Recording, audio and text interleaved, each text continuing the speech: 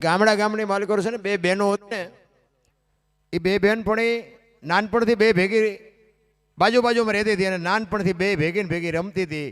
ખેતરે ભેગી જાય, ભણવા ભેગી જાય, ઢોર ચારવા ભેગી જાય. અને સમય સંજોગ અનુસાર બે દીકરીઓને જ્યારે 18 વર્ષની થઈ અને બેના માતા પિતા બેને અલગ અલગ જગ્યાએ લગ્ન કરે છે. પણ એક દીકરીને જોવો ને બાપુ, સુખની સાહેબી, મોટરની ગાડીઓની, બંગલાની સાહેબી, અને એક દીકરીની માથે જે દુઃખના ડુંગર ચડી ગયા ને ભાઈ. જો મેં હમણાં વાત કરી હતી જે સમર્પણ દીકરીનું છે ને એ તમારી મારી તાકાત નથી. એટલે કવિને એની માટે લખવું પડે કે બે બહેનપણી, એ પૈસાદારની જે બહેનપણી છે એ પોતાના સાસરે વિચાર કરે કે હું મારા બાપના ઘરે જાઉં તેથી મારી બહેનપણી સાસરે હોય, ઈ બાપના ઘરે આવે તે હું સાસરે હોય. લગ્ન કરીને અમારા 15 20 વર્ષ થઈ ગયા, ભેગા નથી થયા. એટલે એના ઘરવાળાને કહે છે કે મારી બહેનપણી ફલાણા ગામમાં છે, હાલો ને મારે જોવા, આપણે મળવા જવું છે. બે માણા એમ કહેવાય કે ગાડી લઈને આવે છે અને ગામના પાદરમાં પૂછે છે ફલાણી બહેનનું ઘર કોઈએ બતાવ્યું સામે ઘર છે. અને એની સાસુ બારણામાં ઊભી હતી. એની સાસુને પૂછ્યું કે ફલાણી બહેનનું ઘર? તો કે હા. માથું હલાવ્યું આમ, તો કે ક્યાં છે? એટલે આમ ઈશારો કર્યો એ કે અંદર રૂમમાં છે. એટલે આવેલી બેન હતી ને એ બેનપણીએ સામે જે રૂમમાં એની બેન હતી, બેનપણી એને કીધું કે બેન અમે ઠેઠ 50 કિલોમીટરથી ગાડી લઈને આવ્યા છીએ, હવે તો ઘરમાંથી તો બહાર નીકળ. તેથી બાપુ એ બેન નીકળતી નથી. અને બેન અંદરથી બાપુ જવાબ આપે છે. શું કહે છે? દુઃખનો એ ઉગોદા ભડો રે માથે ઉગ્યા કાળા જાણ, ઓરડો ઓઢીને ઉભી સખી હું કેમ આવું રે બાર, ઓરડો ઓઢીને ઉભી સખી હું કેમ આવું રે બાર.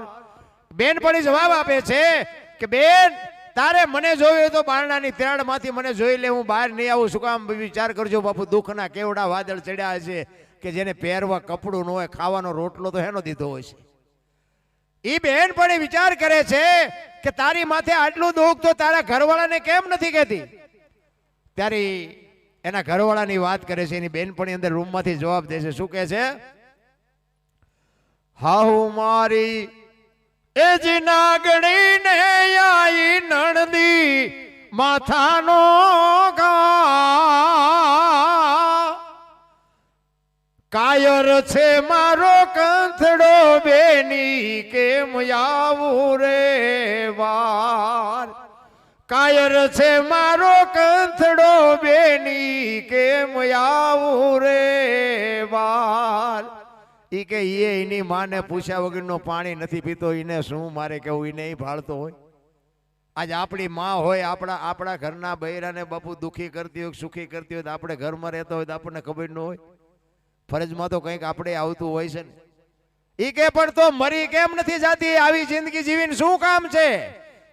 બેનપણી જે આવી છે ઈ એને ઠપકો આપે છે કે તું મરી કેમ નથી જાતી?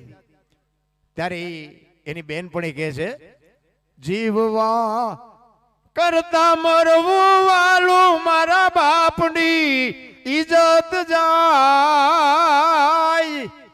મારા છોરું મને ગળે વળગ્યા કેમ આવું રે વાર, મારા ફૂલડા મને ગળે વળગ્યા કેમ આવું રે વાર. મને ખબર છે આ શિખામણની મારે જરૂર નથી. હું કદાચ ભૂખી મરી જાઉં પણ મને લુકા હુકા જે બટકા આપે ને એ હું મારા ફૂલડા જેવા છોકરાને ખવડાવીને મોટા કરું છું. આ મને ઘરે વળગ્યા નકર અત્યાર સુધી રાહ ન જોઉં. મેં આ જિંદગીને ખપાવી નાખી હોય.